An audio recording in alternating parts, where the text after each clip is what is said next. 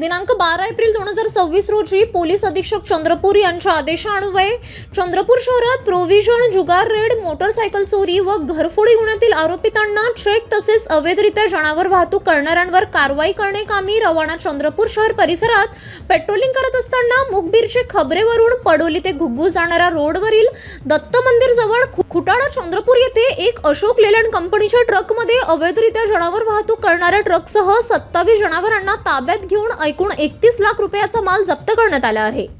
सदर घटनेसंबंधाने एक आरोपीस अटक करण्यात आली असून एकूण 5 आरोपितांविरुद्ध पोलीस स्टेशन पडोली येथे अवैधरित्या जनावर वाहतूक संबंधाने गुन्हा नोंद करण्यात आला आहे।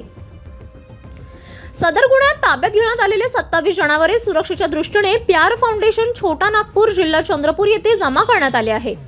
सदर घटनेचा पुढील तपास पोलीस स्टेशन पडोली हे करीत आहे।